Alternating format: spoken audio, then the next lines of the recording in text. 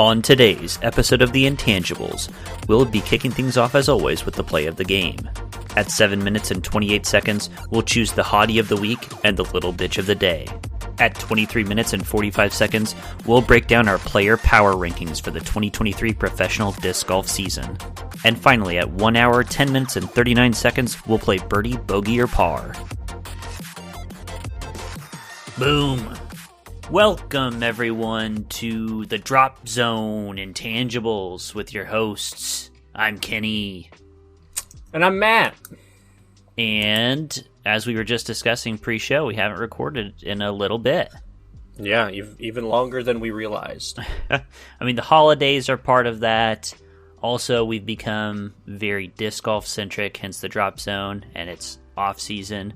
Not that that means there's nothing to talk about, but we like talking about the tournaments, you know?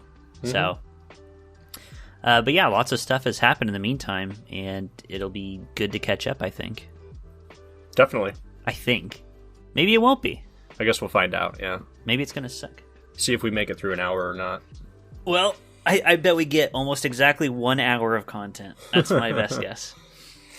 Let's get back into the swing of things with the play of the game. Poke chat, poke chat, poke chat, poke chat. All right, hit me, Matt. What's your play of the game? You got a lot to choose from at this point. Well, yeah, and I'm calling an audible. I'm switching it up here at the snap, and I'm gonna give today's play of the game to Kenny's facial hair. Oh, hey. We got the devil look coming in strong. Hey. It's looking great. So I'm awarding it to you. So this is a win-win for you in general, right? Either I win the play of the game and your facial hair wins, or you win the play of the game and you win. Wow. That's so nice of you to say. Yeah, it's been quite the battle. Not in terms of growing the facial hair, but the biggest thing has been Amber is not convinced by it at all. She's anti facial hair, but she confessed. She's like, I have to admit, I actually like the way it looks. So it's all coming up Millhouse right now.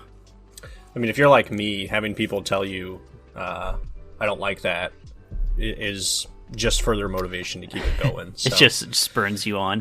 It depends. It depends what the thing is, because I think if I had insecurity about something, sure, and someone said they didn't like it, that could be pretty crumbling. Sure, yeah. If someone said, hey, that's ugly, and you already thought it didn't look good, yeah. But I remember, like, as far as, like, crazy hair colors, which I did for a long time, I had pink hair, and I remember going to a wedding around southern Illinois, which is a very conservative land, and having some I didn't know who the person was at this wedding, say, why, can I ask why pink?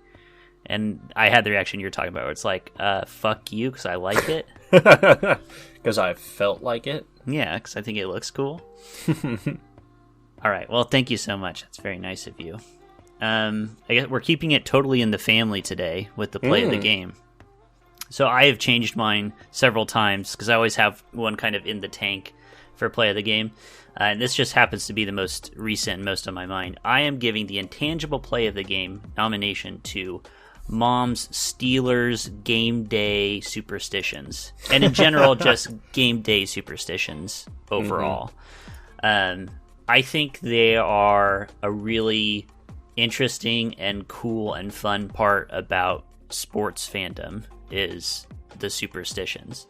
So Mom's specific superstitions: she is a huge Steelers fan, has been since she was a girl when the steel curtain was a big thing. And she's stuck with them ever since. Her dad, our grandpa, was also a Steelers fan at the time. And also our Aunt Becky has stayed a lifelong Steelers fan. And our mom, whenever there's a Steelers game on TV, which doesn't happen all the time because they're not local to us, but it does happen more than other teams because the Steelers have a pretty big presence just across the country in general.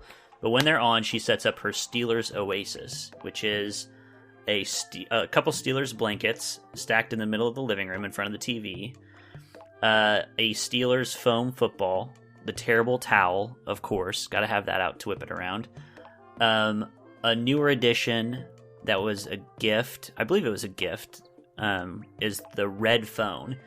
she always made a joke for years and years that whenever a tough call had to be made, she wished she had like a red phone, like in a nuclear bunker, to call the coach and give them the message, this is what you need to do. So now she has her red phone that she can make calls.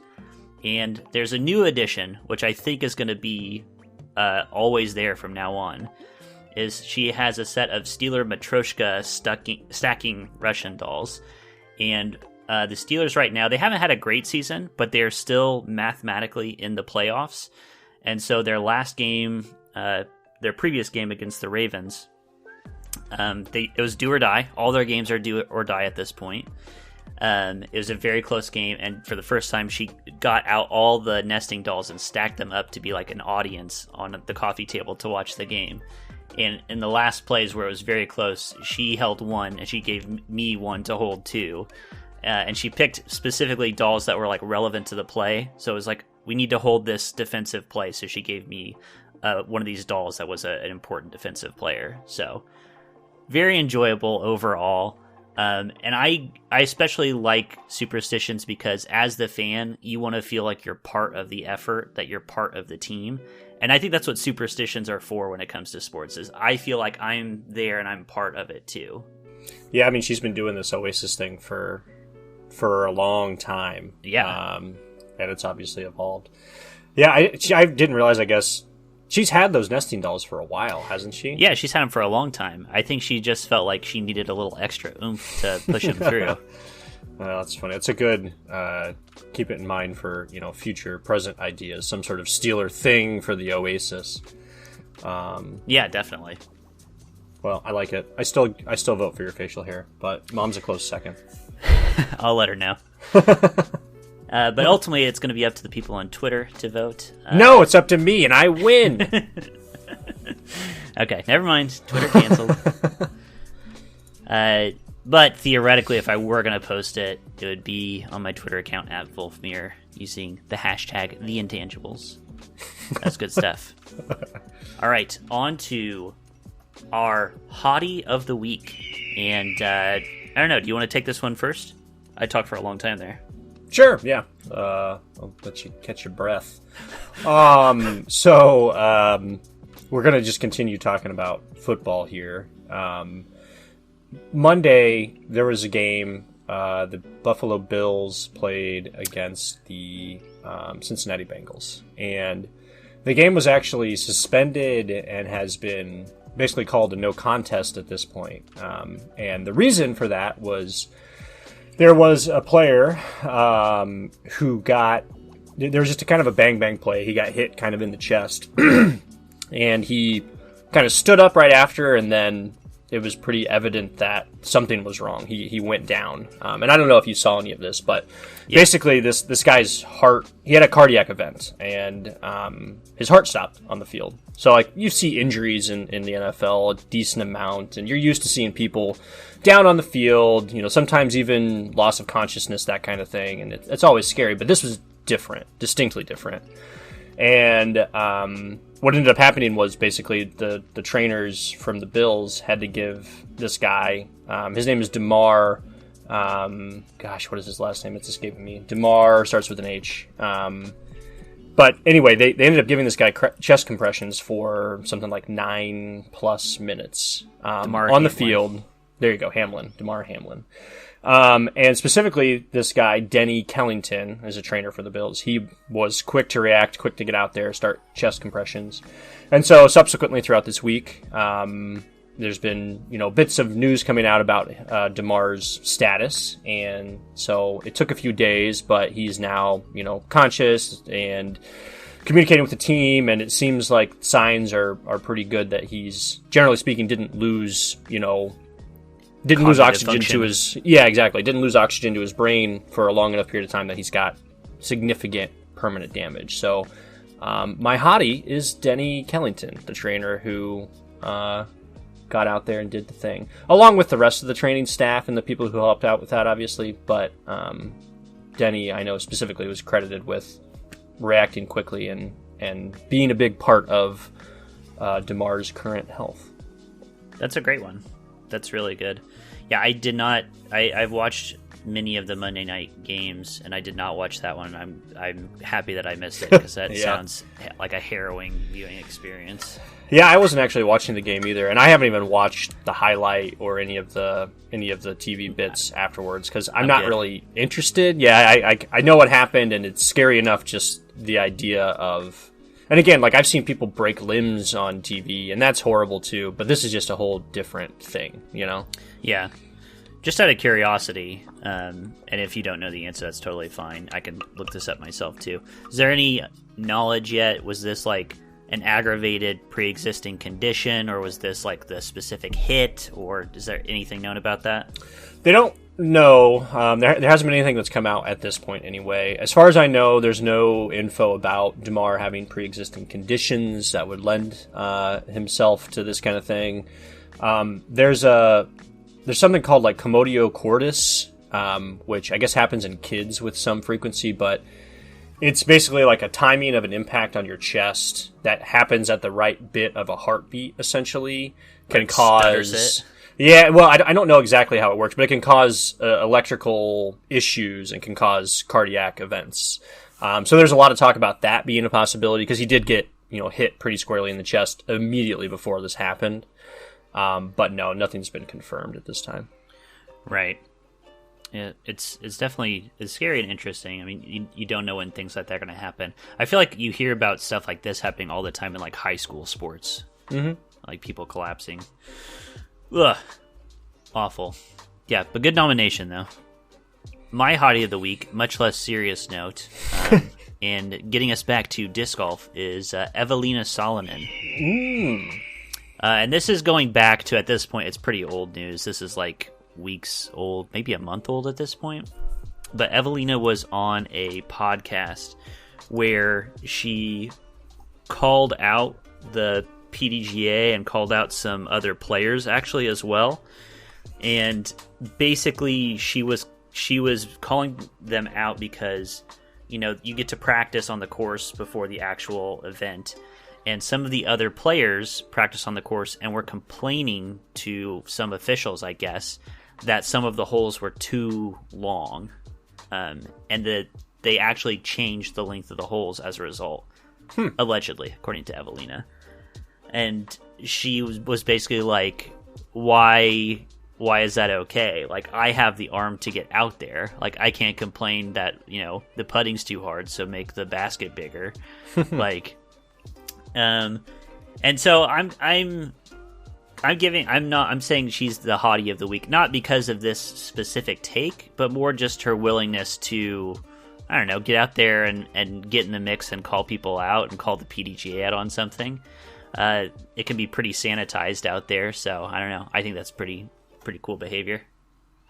Feels very strange to me that the players, especially at that point in time, should be able to influence a course layout or anything to do with it. That's very interesting. I mean her point about exactly, like she should be complaining every event then and getting them to make the holes longer to give her an advantage. Right, it's kind of funky.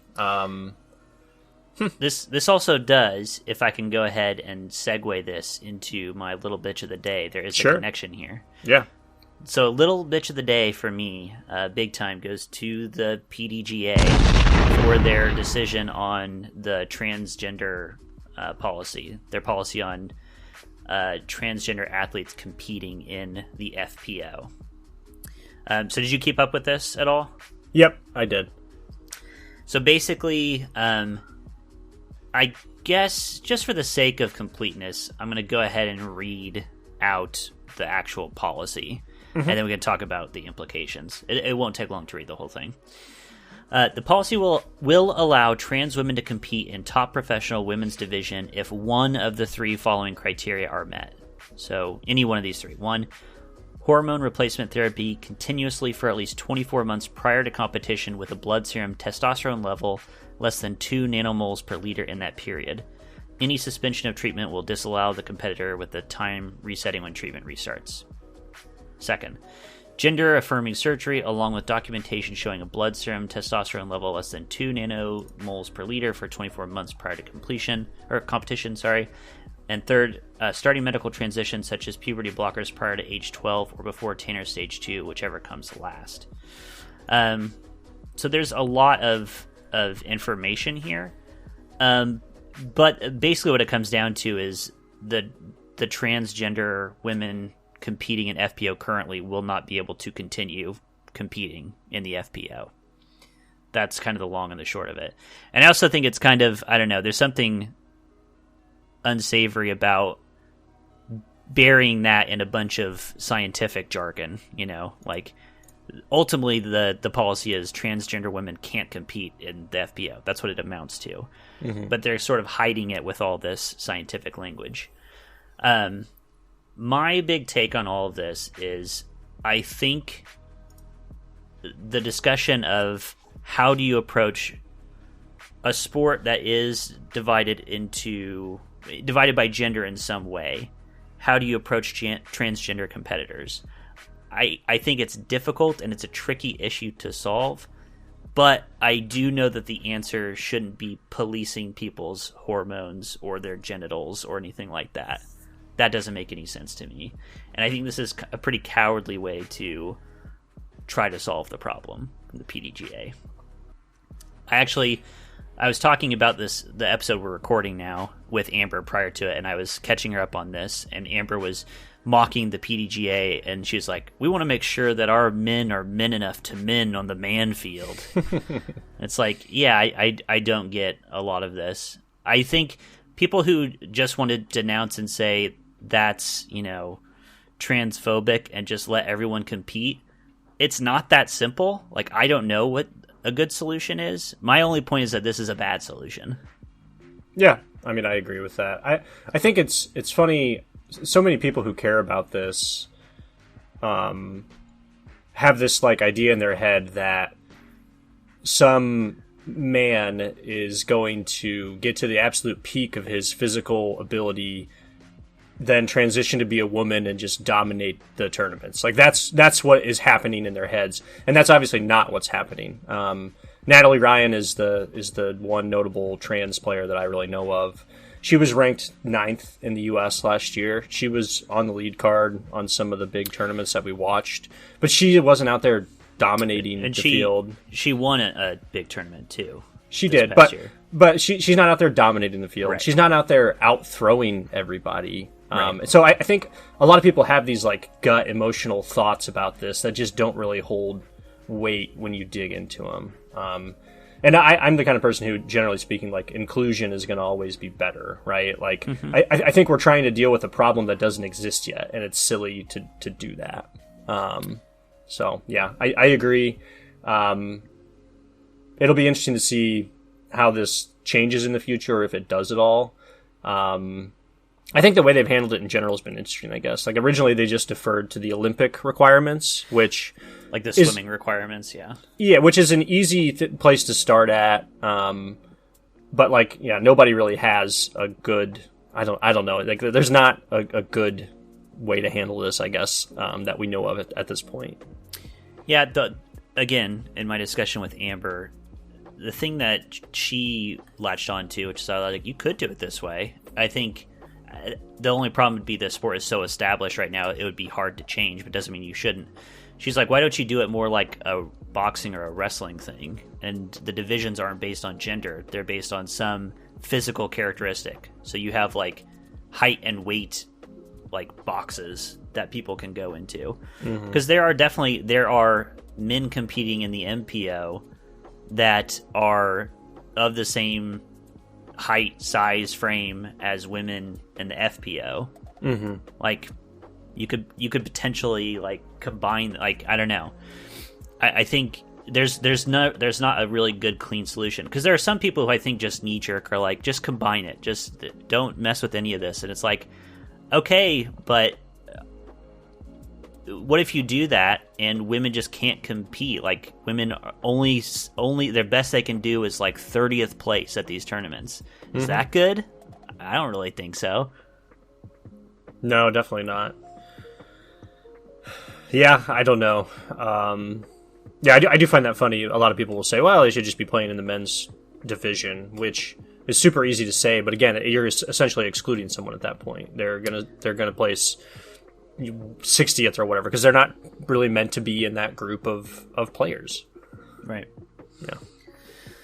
Yeah, like I said, I think my big takeaway is that people who have these knee-jerk reactions and just want to call it just straight up transphobic, and the easy answer is do this. I don't think there's an easy answer, but I also agree this is a really bad answer. Like what they've landed on is really just not good at all, and it is going to exclude and it is demonizing. Like it's just bad. Yep. I agree. Oh, but I mentioned that this kind of ties into my my previous nomination for Evelina, who was talking about like her advantage in the FPO is she can throw. So it's kind of like the PDGA is trying to have it both ways, where it's like, well, women can't throw as far, so we have to exclude transgender women who have this amount of testosterone. But also we want to kind of bring the distances down and not let this woman who can throw really far just run away with it. It's like you can't do both. Mm-hmm. Yeah, they're controlling a little bit too much there, right? Yeah. All right, that's mine. Who is your little bitch of the day? All right, shifting back to the NFL.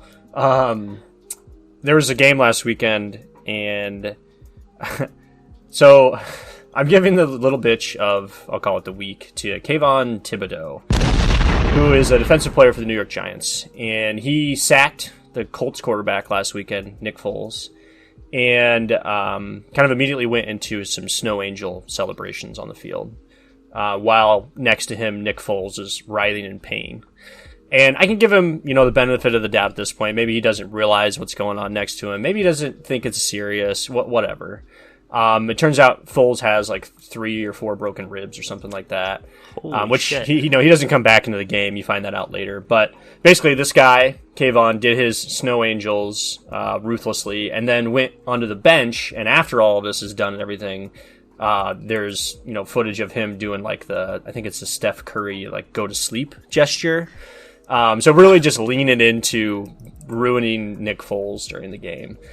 Which I thought was a very classless and just kind of shitty thing to do. Like, I don't know. There's still sportsmanship in a game where the goal is to tackle somebody to the ground. And I value people who would,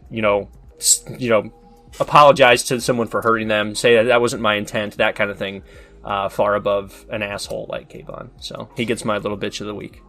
Yeah, especially like in the aftermath of this horrific sports injury we were just talking about. Like, that's like, read the room. Maybe don't do that. Mm-hmm.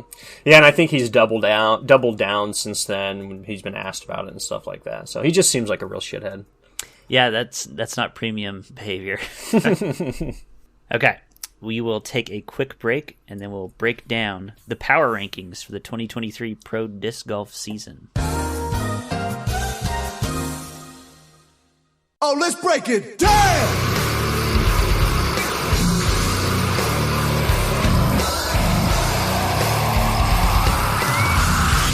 Why are you so angry?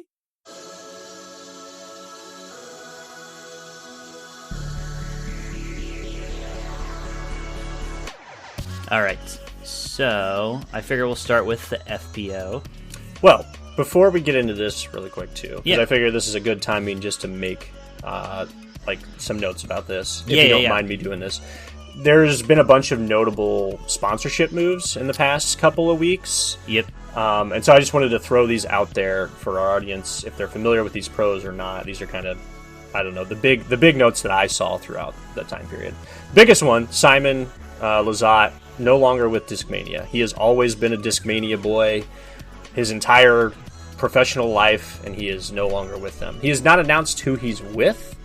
There's a lot of speculation that MVP is throwing him big cash to throw for them, but I have not seen an official announcement yet, and so we'll have to follow up at our next recording with that. I did watch a YouTube video from Simon this morning, sort of officially going over his decision. Did you watch that as well? I did, yep. Yeah, it was an interesting video. I mean, it definitely seemed like it was an emotional thing for him. And also, Discmania released a video, so it seemed like it was a not, I don't know about happy, but an amicable parting of the ways.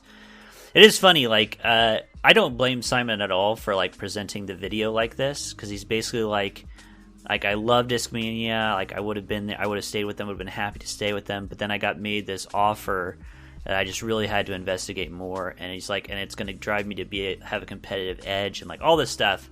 And he's talking about everything but money, but money has to be it, right? 100%. Somebody just offered him so much money to leave Discmania, which I don't blame him for. No, I mean, he just had a baby with his wife. If he gets a 5-year or a 10-year, like $10 million deal, why would you not do that? Of course. He would potentially not have to do anything again ever after this if that's what he wants to do. So, I'm almost 100% positive that money is like the single largest factor in the decision. Definitely. But yeah, I also don't blame him for obfuscating that in his video, because it does feel maybe a little tasteless to be like, I was going to stick with Discmania forever, but boy, oh boy, guys, they put a lot of zeros on that check. Yeah, Discmania just couldn't give me enough money. Yeah. But other notable things for Discmania: Eagle, still with them. Kyle Klein, still with them. And then Gavin Babcock actually signed with them. So some interesting, couple of changes, couple of people sticking with them. I don't think they'll have any issues continuing to sell plastic with who they've got. Innova basically kept their entire squad. From what I read, they re-upped Calvin's contract. They've still got Nate and Big Germ. They got Bradley Williams. They've got Evelina. They've got quite a few names still, especially kind of in that, not the very, very top, right? But like right in the middle, still really good people. The meaty middle chunk. Mm-hmm. And then the other big note I have is that Lone Star discs, which are not super familiar to me. I think they're a fairly new manufacturer based out of Texas. But they've been signing a shitload of people, and I think I think their approach right now is, let's dump a bunch of money at some pros and see if that will make us sell a bunch of discs. So we'll see what happens. They kind of got a bad boy thing going, because they've got Nico and Emerson and right. and a bunch of these people who are just kind of a little scuzzy. Yeah, but they also have Robert Burridge, if you remember him. He was new this past year. He won, I think, the amateurs the year before. He did really well in that one tournament with, I think it was Gossage, and I can't remember who else was there, but. I'll be interested to see how much we hear about Lone Star this year when we're watching tournaments. Yeah, I just researched them a little bit, and their whole deal is signing tons and tons and tons of people on the cheap, basically. Which, I mean, is a pretty interesting strategy. It's like, if like, of the field of, let's say there's not, but let's say there's 100 people in the field and 50 of them are throwing Lone Star discs. It's like, well, shit. You might buy a Lone Star disc or two. Yeah. I also have read that apparently this company, the ownership of this company, they already they're an oil equipment manufacturer of some kind, is my understanding. So they've got cash, and that's kind of why they're able to. This is like their side project, basically. I'll be very interested to see how that goes. There's also, I don't think this is confirmed yet. There's lots of rumors that Brody Smith will leave Discraft. I don't think that's been settled yet. I haven't heard anything, and I would be surprised, honestly, if he did. If he left. I feel like Discraft has had him for so long because of Ultimate, and now, with golf, and I just don't really foresee him moving unless somebody did decide to make him a big offer. But Discraft could obviously counter that too, and I think they're more willing to spend money than people like Innova are, so I'll be surprised if he moves. But it'll be interesting to watch. He's so interesting. I feel like I bring him up all the time. Like, I must seem like an absolute fanboy. It's like, one, I've known him from like his trick shot Ultimate days, but two, like I've been listening to more and more of his like podcast, because he's like a project. I don't know. Amber always describes our friend Josh as a termite queen, but for like projects and like companies, like just spawning them off left, right, and center. And Brody is one of these for making like shows and podcasts and content and stuff. So anyway, I've been listening to a lot of his stuff, and I really enjoy how candid he is. He's very willing to talk money and talk straight. And two, like he this year disclosed some of his beef with Paul Macbeth and their history, but he seems like he will make the best business decision, and it's not personal. And also, when Paul Macbeth is playing well, Brody will just happily talk about he's playing the best, he's doing great. Like it just seems like if he still does harbor those feelings, he's brilliant at putting them aside. And I bring this up because, to me, if Discraft makes the most sense for him business-wise, I don't think he'll leave. I think it just comes down to that. Yep. And I do agree with everything you said about him. He does seem to be just genuinely Brody whenever you're listening to him and watching him. Like, it doesn't seem like there's any bullshit or he's putting on a front. Like, you're there talking to Brody, which is nice. And it goes both ways. Like, sometimes he's a little, like, fast and loose and crass in situations where he shouldn't be. But on the plus side, you get to actually hear what he thinks. Yep. All right. Well, thank you for letting me do that little aside. No. We'll be sure. I figured we'd probably bring it up in the show, too, if we didn't do it now, but I like bringing it up now. Yeah, and I'm sure we'll talk about more changes over the next couple of months here as we're getting into the season. It is interesting. You know, I come from the League of Legends world, and right now we're still in, like, the preseason, off-season, and every off-season, it's just stories about who's moving to what team and who's switching where, you know, and Overwatch is the same thing, obviously. Any sport, really. But it's interesting in disc golf, it's that, but for like sponsorships. I don't know. And it's like people talking all about it, and it doesn't affect me very much as a viewer, you know, as opposed, like when people switch teams, that changes things a lot, obviously. But when you switch what discs you're throwing, I don't know. Unless they really suck for you now. Well, and we've seen some of the top pros prove that changing from one brand to the other, they figure it out. You know what I mean? Yeah. Like they find the molds that work for them. They throw these things so much. Like I have confidence that the best of the best will not have an issue with any of the changes. Yeah. If Paul Macbeth went to Lone Star, he'd probably still be doing all right. I mean, he switched from Innova to Discraft, I forget how many years ago, and people were all like, oh, is he going to be the same? He might suck. And he's been the best still, you know, so. Yeah, an absolute joke to think about now. All right, now on to our quote-unquote power rankings. So I'm saying quote-unquote because we're not actually going to like list these off in order. I've set up a kind of a tier list instead, and we're just going to talk about them in general and then put them into one of these categories. So from top to bottom, the categories I have... Actually, let's go bottom to top. Start with the bottom. So the bottom category is no shot. And it's up to you to decide what that means. In my head, no shot means I am confident in saying they will not win a major event the entire season. I don't even know if we'll use this category, honestly. I will. I wanted to include it, just in case. Next category is dark horse, i.e. someone who doesn't seem like, on paper, there's not much to recommend them, but you think they could like come out of nowhere and kind of make a run. Outside looking in.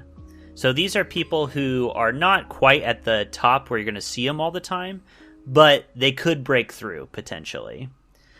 Next is serious contender. So these are the people who are going to win some tournaments, like they're going to be on lead cards, you're confident in that. And I say limit 3, so you can only put 3 of the players in this category as like, you know, the real serious contenders. And then at the tippy top, limit 1 is your pick to win it all. And again, what does win it all mean? They're going to be the best player of the year. They're going to be the one everybody's looking to. Does that make sense? Yep, I'm with you. All right, so I just organized these names. We're starting with the FPO. This is in alphabetical order by first name, so it's fairly random, which lets us start with Alexis Mondahano. So for me personally, I would put her in the dark horse category. Yeah, she did fine last year. She ended up being ranked 17th overall. Always hanging around. I think, you know, could win one, maybe out there, unless she, makes some big changes in the offseason. But I don't expect that you'll be seeing her at the top all the time. Interesting. So what puts it in dark horse for you? Like, what gives you that feeling that she could make a serious run? Oh, I guess outside looking in would be better. I don't know. I'm basically putting her in a position of, you might see her a little bit, but I don't think if you're just watching like lead cards, you're going to see her very much. Okay, I'm going to put her in outside looking in. Yeah, so for me, dark horse is you got a hunch about this person. Oh, gotcha. I would put them in outside looking in, but I think that this might actually be their year to break through. Mm-hmm. Okay, so next up. I didn't say anything about Alexis Mondahano. I always like seeing Alexis in both the Mondahanos, like to the point where it's like I saw them so much I had to look up which one was which I'm sure they would hate to hear. That must be really annoying. But yeah, I agree with that placement. How about big name here, Katrina Allen? Katrina's a serious contender. Has been for a long time. I would not pick her to win it all necessarily. I don't think she's. I mean, she's either in her prime or coming past her prime, if that makes sense. She's not climbing up still. So I think there are other people who have a bigger upside than Katrina. Yeah, that's a good way to put it. Like when I came into, like last year was my first year watching it. This is a name that came up all the time.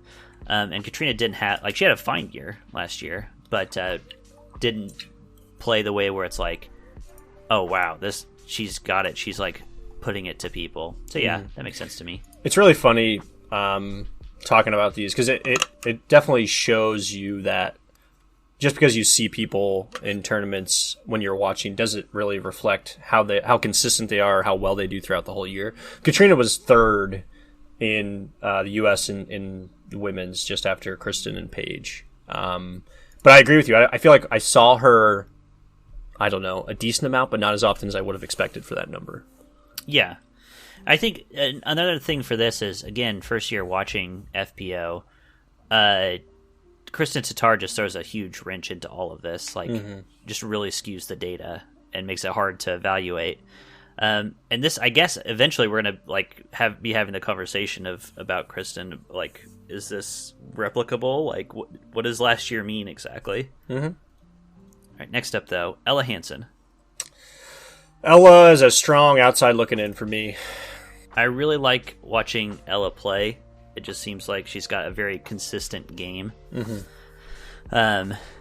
But yeah, I never any real fireworks either.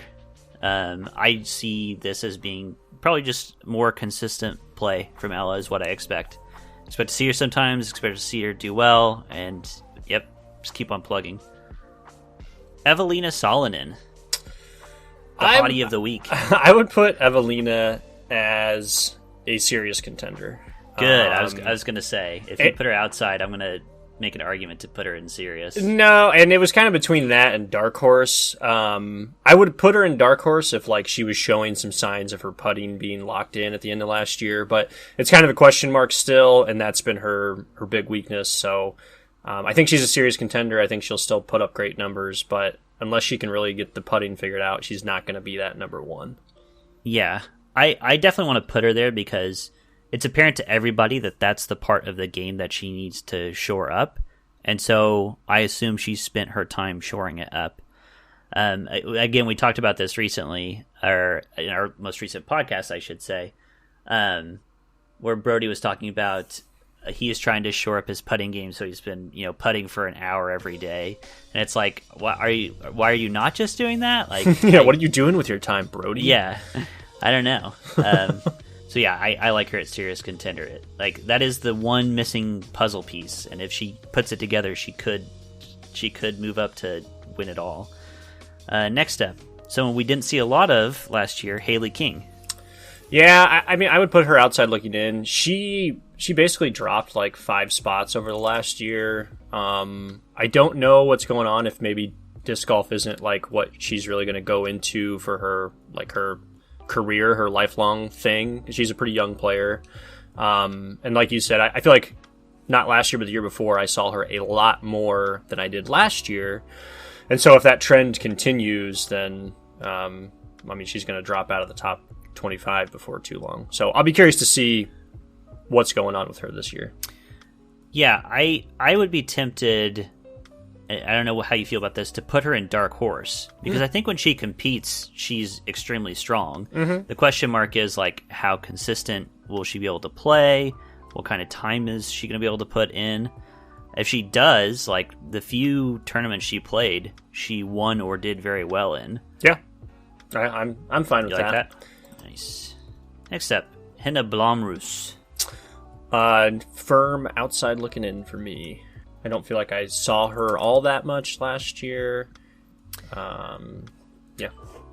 I guess, yeah, now's a good time to put in a caveat here in these lists, too. One, I know that we're not including tons and tons of names, and I'm also aware that this is all influenced by who gets coverage. So there's lots of people who don't get coverage who are plenty worthy of being discussed. And Henna is someone I wanted to include because Henna did well last year, was up in the standings, and so I just didn't want to skip over Henna. So, but I agree with that assessment. Next up, Kat Merch. Kat is someone who I would personally put in the dark horse area. She's fun to watch. She's got a good throw, and she's been competitive in quite a few tournaments. So she's still fairly young, and hopefully next year we'll see even more of her. Yeah, she feels like the parallel in the FPO of Anthony Barella to me a little bit. Like someone who's clearly talented and clearly has what it takes, and we just haven't seen the results yet, but could break through at any time. All right, we referenced her before, Kristen Tatar. Yeah, I mean, Kristen's my pick to win it all. Her performance last year was just incredible, and I have no reason to believe that she'll be worse next year, so she's my number one. Yeah, I mean, she threw down the gauntlet and said, here's how I'm going to play, who can beat me, and the answer was no one, and no one could come close. I was thinking about this. This is what it must feel like for people on analyst desks when you're, like, picking who's going to win it, and it's like, this is the boring answer, but I don't know, you're kind of a fool if you wouldn't put Kristen up here, because the people I think who could contest Kristen, it's like they already existed last year and were really hungry to beat her last year. Like, what's going to change in between there? Yep. I don't know. And I don't even think that we've seen, like, the ceiling of Kristen's ability as far as, like, her skill level. So, all right, next up, Missy Gannon. This one's tough for me. I can't put her in serious contender because I already got my third there. I don't know then if I would put her in dark horse or outside looking in. I think Missy's a good player. I think that she's very consistent. I could see her doing better next year even and winning some tournaments. So, yeah, I don't know. What are your thoughts? Yeah, that's a good question. I agree that she's difficult to categorize.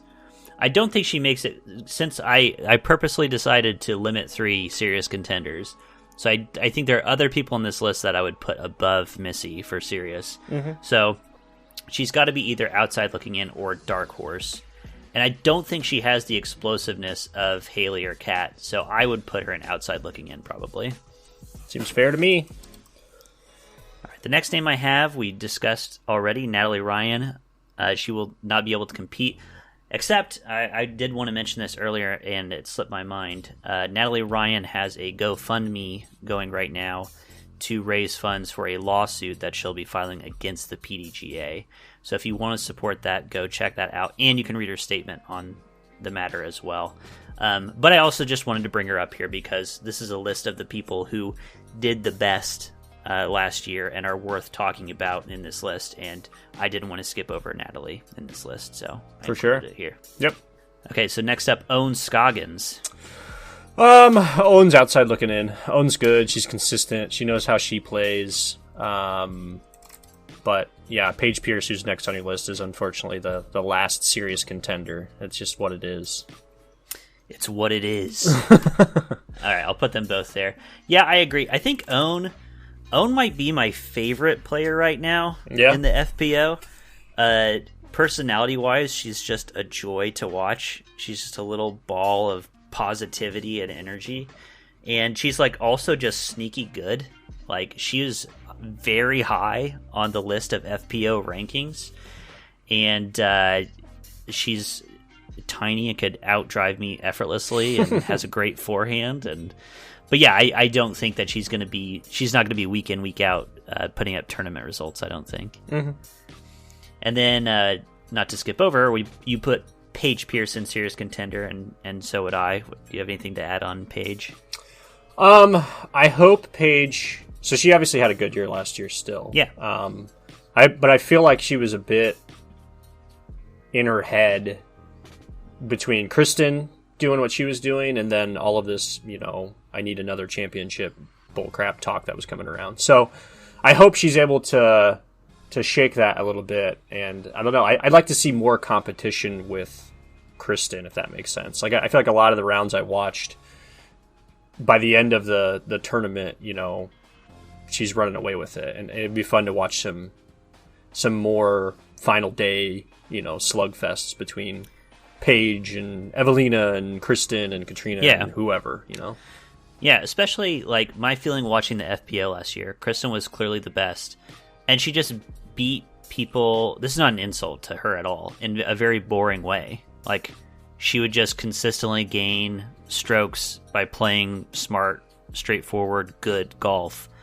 And, you compare that on the MPO side where, Paul Macbeth wins Worlds and he has to scrape by and piece together a victory and claw his way back. And this just, not just Paul, this happened all the time.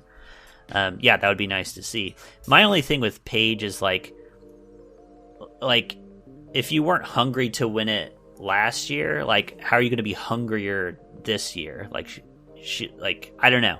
Well, that's my and this could be completely bullshit, but my take on it was that she was so hungry that it was causing her mental fogginess or mental problems, basically. And I'm definitely the type of person. Yeah, like when you are doing these kind of skill-based things, you don't want to be overthinking or too much in your head, right? There's muscle memory and a certain amount of just letting your body do the things it's supposed to do. So yeah, that's my interpretation of it. And again, that's based on absolutely nothing. So who knows? Just watching coverage. Yeah, exactly. No, it's true. It's true. Yeah, I mean, I remember there was a big discussion. She had that interview with the press where she was like, what it turned into when people were covering it was like, I just don't care about winning anymore, which is not what she said at all. To me, it's more like you're saying, like, I just need to stop putting so much pressure on myself and just go out there and throw and enjoy playing. And so maybe she spent a lot of time in the off season getting her mental game right. And if so, she could make huge strides. Mm-hmm. Yeah, my interpretation of that comment is I need to stop focusing on winning so much and start focusing on the next shot. Right, playing well. Exactly. Like, and I think that's something everybody who plays these kind of individual sports can relate to, hopefully. Like, when all you're thinking about is executing the next thing, like that's what you need to be doing, right? You need to clear all that other bull crap out, and you need to think about this, because this is the one moment that you're in and trying to accomplish right now. Right. You've had that day on the golf course where nothing's working, and what you need to do is say, I want to hit a good shot. Mm-hmm. Yeah. All right, last couple of names here. Sarah Hokum. I would put Sarah as an outside looking in. I agree with that. Sarah Hokum was one of my early watching FPO. Really like Sarah Hokum. Really enjoy her play. And Valerie. So I could see her going in dark horse or outside looking in. I thought Valerie of the sisters was stronger and more consistent. I think we saw her on the lead cards or up the top a little more often. So I could see her potentially making a run, but there's obviously some strong 4 or 5 competitors ahead of her to get there. Okay, we'll put her in dark horse as well then. The ability to make a run for it at the end. Oh, good. This is a nice looking list. I feel good about it. Yeah, I mean, you look at the pick to win it all, the serious contender. these are the boring choices, but they're hard to argue with, and I don't know why you would. Mm-hmm. All right, a few extra names in the MPO side. This just has to do with the size of the leagues. Yep. I want to make clear, too. So we've got a few more names to talk about, and also just like the level of competition, which I think is a lot higher in the MPO. There's a lot less clarity about who is the best when it comes to the MPO, which might make this a little more difficult. So let's start off with a bang here with Aaron Gossage. The mustachioed menace from Memphis. I struggle with this. So Gossage had some shining moments last year, and he from my perspective, he's between outside looking in and dark horse. Dark horse is tough for me in this field, I guess, because there are so many people, and I don't want to overload that. But that's the area I would put him in. Well, if you're thinking between outside looking in and dark horse, I was thinking dark horse. So I'll put him in there. He's a fascinating individual just because, he's kind of the poster child for the dark horse in general. Like last year, who is this guy? Comes out of nowhere at Worlds, dominates for the first 3 days, and then day 4 goes to a shootout with Paul, comes in second place, and then he plays well for the rest of the year. I think that, to me, is what makes me want to say he's a dark horse. It's because once he emerged on the scene towards the end of the season, he kept playing well the entire way. Mm-hmm. So I think he can continue to improve. I liked what I saw. Agreed. Next up, Anthony Barella. Anthony is outside looking in, but pretty close to the top of that list, in my opinion. He's still up and coming. He's obviously a young player. His actual throw and just his body and everything lends itself to being able to throw massive backhands and forehands. He's got all the skills and talent there to make it happen, and so I'm hoping he continues to climb up, and we'll see.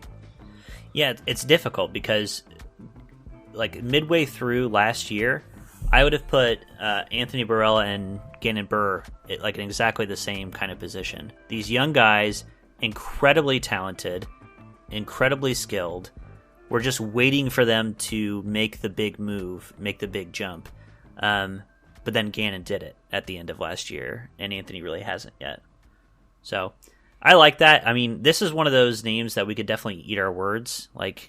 At the end of the season, he wins 3 tournaments, and it's well, okay. But right now, that makes sense to me. Prove yourself. Mm-hmm. Next up, Bradley Williams. Bradley is another outside looking in or dark horse for me. He played really well last year. He had several, good tournaments. And I think he's still towards the top of that outside looking in list. But yeah, unfortunately doesn't crack that top 4 for me. Yep. Kind of one of those guys that at any given tournament is obviously a threat, but if you want to put odds on him, he'll probably be underdog into any given tournament. Mm-hmm. Next up, Brody Smith. Very strong outside looking in. Brody had a really strong start last year, kind of tapered off. At the end of the day, I don't think Brody's ever going to be one of those top 4 or 5 guys in disc golf. He got into it pretty late as careers go. He's pretty old, and I don't anticipate him. But and I don't think that really matters either for Brody in general. He still plays well. He still has been up there in some tournaments, and his presence is so much more than just playing in tournaments, right? So yeah, for Brody, a win for him is showing up on lead cards and getting his face out there and making a few good results over the course of the season. Yep. Which I love. I really love Brody being in this sport. I think he had so much. I'm just going to embrace it. Brody fanboy. I denied it at the beginning. I accept it now. Good. I don't have to return that T-shirt I bought for you. Unfortunately, I cannot give Brody Smith the dark horse category, which is his entire brand. Sorry, I don't see it happening. Calvin Heimberg, the Heimdall himself. This is so hard for me. What? Yeah. what do you want to say versus what do you really believe? Calvin's a serious contender, but I'm limited to 3. And I have some other serious contenders that I think I would put in that same area. So let me say this too. We can move them later. So if you want to start him in serious contender. Put him in serious contender. I mean, Calvin is a serious contender. He won some tournaments. Calvin is obviously very good at this game. He came in 3rd overall last year. I think he's got some mental stuff to work through. I think his fortitude in tournaments, it's not the best sometimes. So I think if he can kind of work through that and continue improving there, like he obviously can throw ridiculous drives and putts, to support all that. So that's my opinion. It should really tell you something that he finished 3rd overall with very few big wins. Mm-hmm. You know, he wasn't turning in multiple major events, but still is just one of those guys. He's one of those guys that is just so consistent. You will always see him on lead cards every single tournament he's in. Mm-hmm. All right, next up, kind of a tough one, Chris Dickerson. Chris Dickerson, I feel like I didn't see him as much last year as I expected to. He also had like a stronger start and tapered off as things went on. I think Chris plays in tournaments kind of more locally too. He's from the Tennessee area, is my understanding, and I don't think he tours around as much as some of the other folks. Chris is very good and consistent. I would potentially put him in dark horse or towards the top of outside looking in. Put him in dark horse for now. He's definitely a guy who could pop off. Mm-hmm. Like, he has that skill level. Yep. All right, next up, Corey Ellis.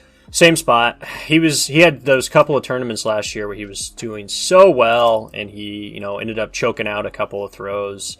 He obviously has the tools, and I think he can win a few tournaments next year. I'll be excited to see. Yeah, me too. Yeah, he was just right on the cusp multiple times, and kind of falls into a similar category with like Anthony and Gannon too, where it's like every time you watch him, you feel like he's on the verge of bursting through. A big question mark for me anyway, Eagle McMahon. You might laugh at this, but I'm putting Eagle McMahon as my pick to win it all. Oh, okay. I'm going to put that there, and I'm going to label it Matt. Yep, please do. And here's why. So Eagle didn't play in a lot of tournaments last year, but when he did play, he absolutely stormed those tournaments.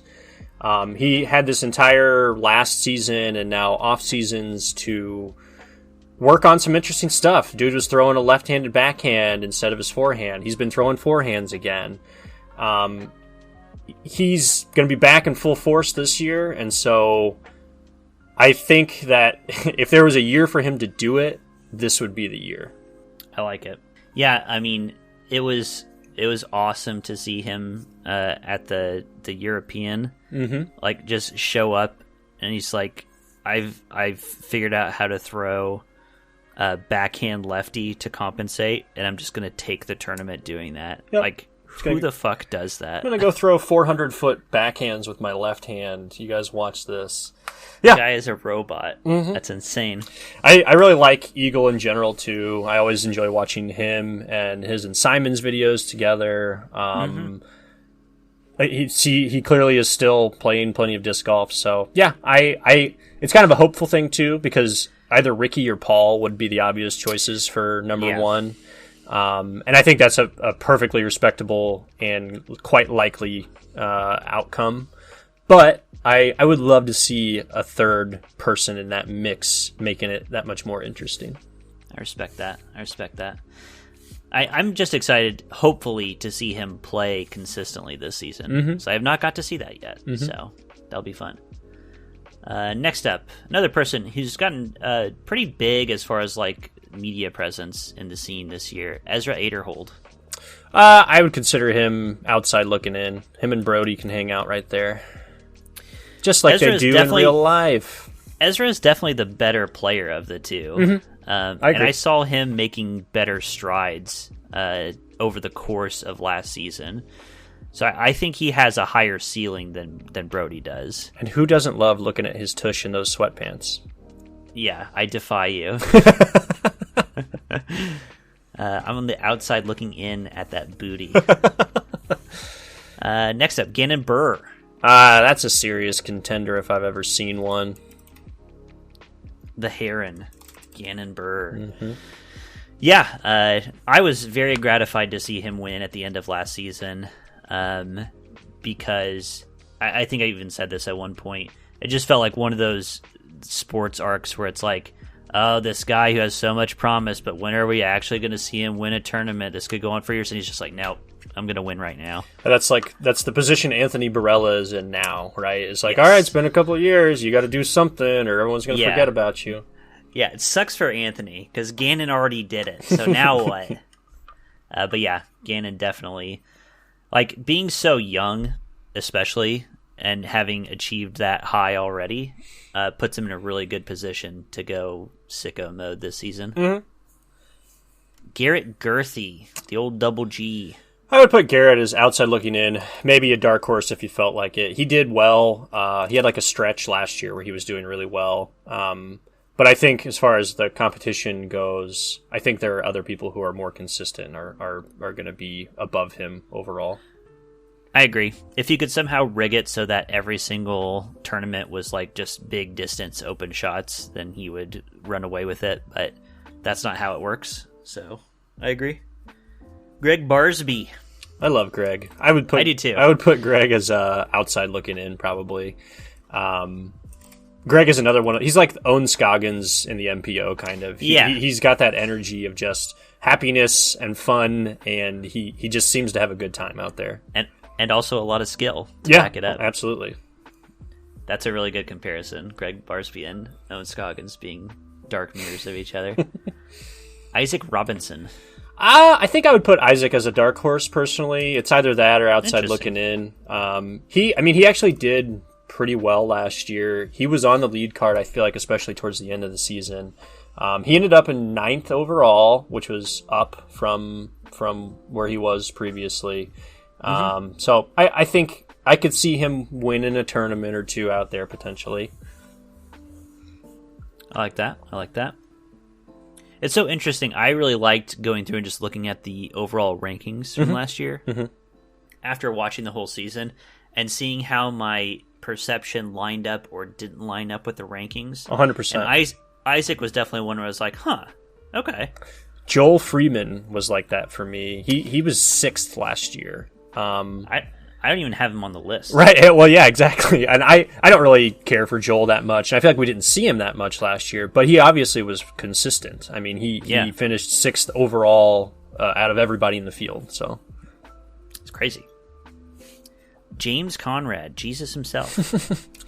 I think James is outside looking in. He didn't do a lot last year. He obviously had the holy shot and kind of some better stuff the years prior. So, I think there's new people that are going to be above him, and I don't think he's going to have better chances this year.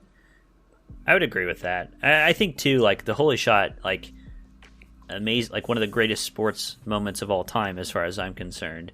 But that's what he needed to do to win that. That's what he needed to do to push it to a playoff. Right. Yeah, exactly. Yep. So it's not like that doesn't speak domination, you know. Kyle Klein. Kyle's another outside looking in or dark horse. I could see it being either. I like Kyle a lot. He's still fairly young. He's kind of in that Anthony Barella area too. I mean, he's been on some lead cards. He's won some tournaments in the past, but he wasn't really at the top much last year. So I'll be looking to see hopefully more out of him this year, or if we start to see him fade, who knows?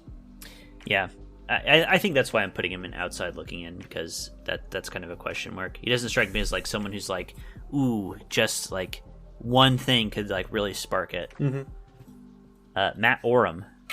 I would put Matt in outside looking in probably. I could see him being a dark horse too, if that's what you were thinking. No, I like outside looking in. I don't see him having the pop-off year where he just wins a bunch of tournaments. And he's just consistent and fun to watch and might win a tournament or two. This one I put in for fun, Nico Lacastro. Well, that's why the no-shot category exists, right? I hope Nico... Do you honestly feel that way? I don't think he's gonna. I haven't seen him win a tournament ever personally in the 3 years I've been watching, and I don't think this year's gonna be better. I would love if in the first tournament of the year he loses it again and then gets fully exiled from the PDGA. That was my question. As far as making it to the end of the year, would you give him a no shot? Man, I think he'll make it to the end of the year. I wonder if he'll just skip on the European tournament this year, just out of, childish spite. I feel like in the U.S. I don't think he will. In the U.S., there's not officials that are going to do that to him, I don't think, really. So, and he's still being himself. I don't know if you watched the putting game from Jomez that came out recently that he was on, but he was making, I did not time violation jokes and crap like that. So I think he'll make it through the year, but I'm not going to enjoy watching him if I have to. I bet he does go to the European Open because, he showed up to events when he was suspended. Yeah. Just to be around and be an a-hole. Well, so sure. Why wouldn't he go to the event where he got to him that's a great business idea. Probably, yeah. So yeah, I will happily put him in no shot as well. Niklas Antila. Niklas is outside looking in, or a dark horse. I could see potentially either. So between him and Vino both. I haven't seen them play enough, I guess is what I would say. I think they both showed some really good flashes, though, and I would love to see them, playing full-time in the U.S. again and see what they can do. Niklas put out some great results, and I agree we haven't seen much, and that's why I kind of want to put him in Dark Horse, just because you never know. Mm-hmm. Some guy named Paul Macbeth. Yeah, he would be another serious contender for me. And so that's where my problem comes in here. Ricky Wysocki, who we still haven't talked about, would be another serious contender. But that obviously puts me above the limit of 3, so. Yes, and he's next, so maybe we can talk about them all at once. I would put Ricky as my pick to win it all. Nice. I could see that, definitely. I'm going to put him up there just because... he's got all the things that these other players have. He has the consistency. He has the arm. He has the insane long putts that he can make. We've seen the results. And he, in general, doesn't have to do what Paul Macbeth has to do of, put together something crazy to string together a win. Now, granted, Paul's done it, and he's done it over and over again. So, if anybody wanted to put Paul as the pick to win it all, I couldn't really argue either. Except to say, Paul's star cannot rise forever, He will eventually Tom Brady out and plateau and sink and fall off. And Ricky still has a lot of game left to play. So I'm putting Ricky up there. Fair. I have a very boring list, is what I've put together. So you have Eagle as your top pick, and you've got between Calvin, Gannon, Paul, and Ricky, who's your least favorite child? Oh, God. So I would have to drop Gannon out of those 3. Just because he hasn't been proven as much? Yes. Calvin has proven himself to be uber consistent and has won tournaments. Gannon has been consistent, obviously, and he's won 1, but he's going to have to continue that trend upwards. So I think Calvin has the edge on him right now. Fair enough. And then Paul and Ricky are just Paul and Ricky. I wanted to talk about them. Yeah, you don't really have to explain why are they serious contenders. Simon Lizotte. He currently unsigned. Yeah, he's a serious contender too, but I guess I'll put him in dark horse in this case. I think that's actually a good place to put him because he has very high highs and very low lows. At least last season he did. Put out great results, put out very mediocre results. Next year he could just go nuts. He could absolutely go nuts and just win tournament after tournament. Or he could just never do anything. Which is a perfect dark horse contender. I think Simon's going to win a tournament, at least one next year. Yeah. I'll be really curious with this Discmania departure. So Simon obviously he's got a huge just YouTube presence, right? And I have to imagine that takes up a ton of his time and energy. So I'm curious if this new deal, he'll back some of that off and focus more time on personal life and just straight up practicing for disc golf, or I wonder how that'll change things. I mean, honestly, if I were a company courting Simon, a big part of my deal would be you're going to do more YouTube stuff highlighting our discs. Yeah. Or you're going to do the same amount of YouTube stuff, but with our discs. Yeah. And I suppose that is very true. You'd still want him out there. I don't know. I guess I'll be curious if he had any sort of power in that. I'm sure he did. In negotiating that. I believe him. I believe him when he says, he would have been happy to just stick with Discmania. Mm-hmm. So I just think the offer was disgusting. Yeah. Whatever it was. Yeah. All right, last name, and a late addition from Matt, Vino Makela. Yep, I would put Vino outside looking in, maybe closer to the top. Like I said, I just haven't seen him enough, but watching him last year, he's really good. So, yeah, I'll be curious to watch him next year. Beautiful. Those are our lists, and I'll probably take screenshots of these and go ahead and put them on Twitter. So if you want to check out our full lists, you can do that. But I think these are beyond dispute. It is decided. Yeah, I'll be curious to revisit this next year when everything is done for the season and see how fucking wrong or how fucking right we are. Good idea. I'm sure we'll forget by then, but what a great idea that is. Okay, so speaking of being completely correct with no room for debate, you ready for a birdie, bogey, or par? Gosh, am I ever.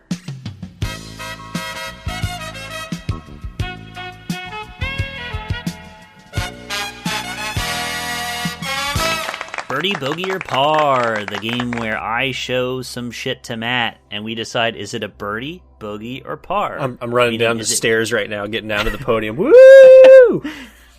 Is it good, is it bad, or is it fine? Birdie, bogey, or par. So, number 1 of 2023, Clask. Oh, I mean, that's a birdie for sure. Good birdie. So do you want to explain what Clask is, first of all? I will do my best. Clask is a two-person, 1v1 tabletop game. It's a small little tabletop that's kind of a similar field to, say, air hockey. Basically, there's just a rectangle in front of you, and there's a small circle on either end. That's your goal.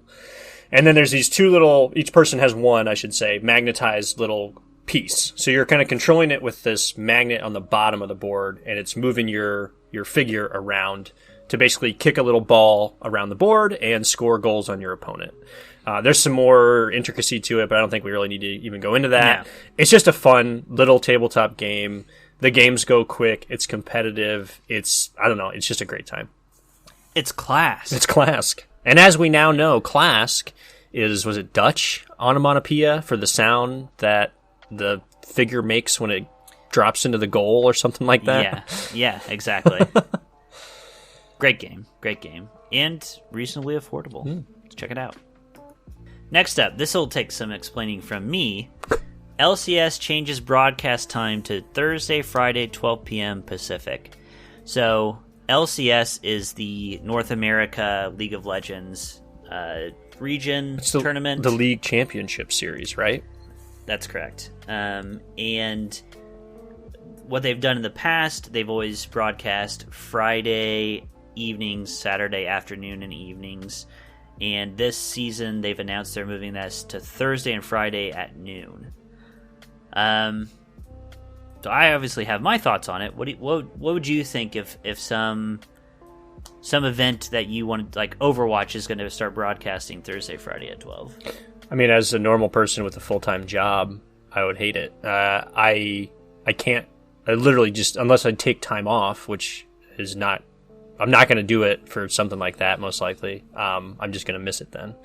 So, yeah, I don't like it. I give it a bogey. Yeah, I would also give it a bogey.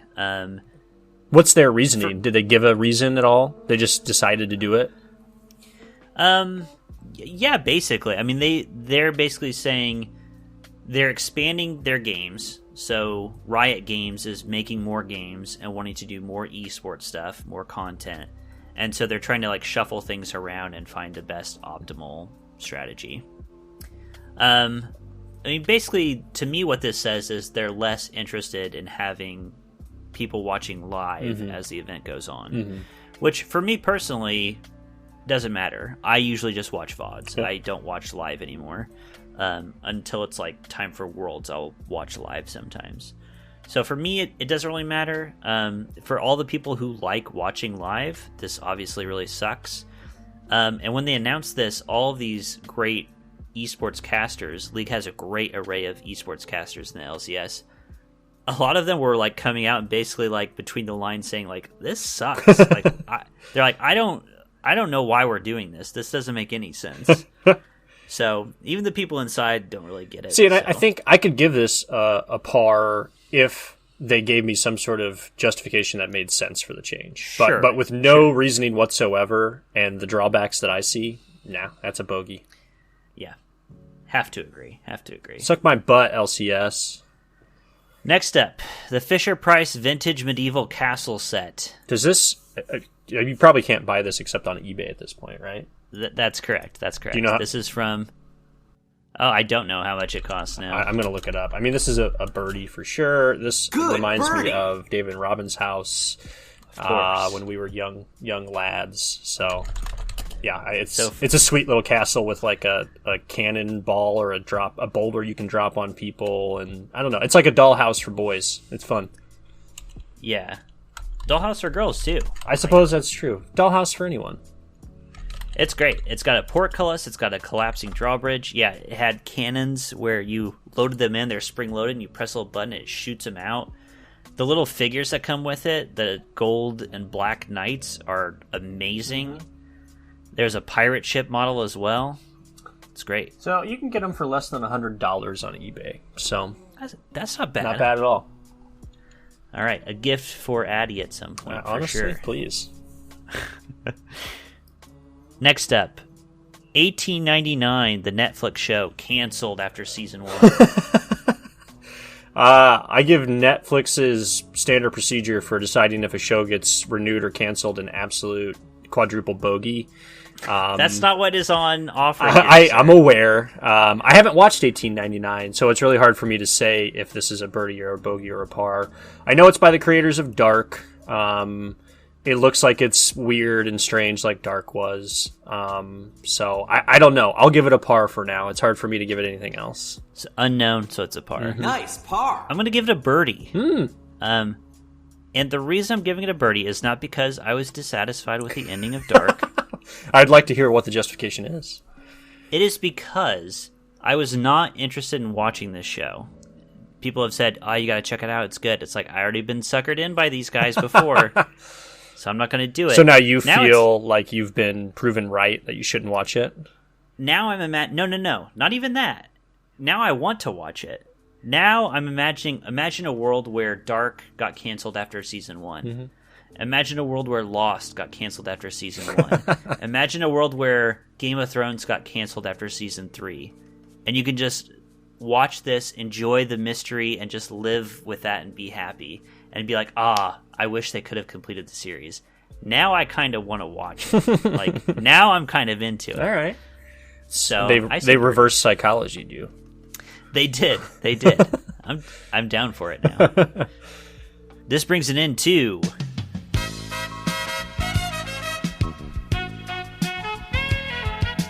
this episode of Birdie, Bogey, or Par. You just got Luigi'd. And you just got the first episode of the Intangibles of 2023. Matt, thank you for being the best co-host in the business.